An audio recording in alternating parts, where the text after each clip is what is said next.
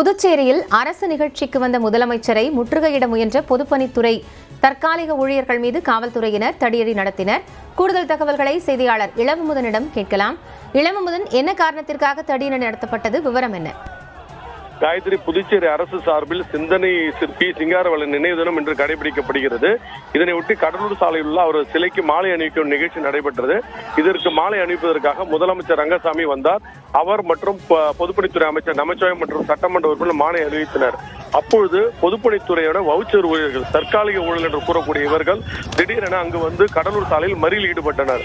முதலமைச்சரின் காரையும் அவர்கள் முற்றுகையிட முயன்றனர். இதனால் போலீசார் அவர்களை தடுத்து நிறுத்தி அதனோட போராட்ட குழு தலைவரான சரவணனை கைது செய்தனர். இதனைத் தொடர்ந்து முதலமைச்சர் அங்கிருந்து புறப்பட்டு சென்றார். இந்த நிலையில் அவர்கள் போராட்டத்தை தொடரும் வகையில் கடலூர் சாலையில் மறியலில் ஈடுபட்டார்கள். மறியல் காரணமாக போக்குவரத்து கடுமையாக பாதிக்கப்பட்டது.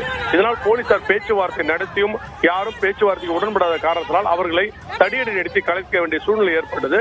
இதனால் போலீசார் ஊழியர்கள் மீது தடியடி நடத்தினார்கள்.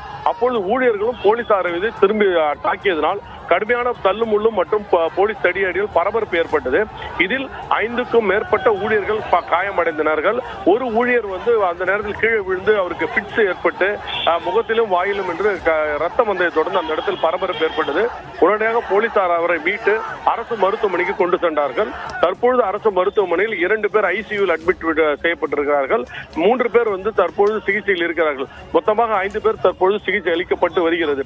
அரசு நிகழ்ச்சிக்கு முதலமைச்சர் வந்தபோது அவர் முற்றுகையிட முயன்றதன் காரணத்தினாக இந்த பகுதியில் பெரும் பரபரப்பு காணப்பட்டது. காயத்ரி, நன்றி இளவமுதன், கூடுதல் தகவல்களை வழங்கியமைக்காக.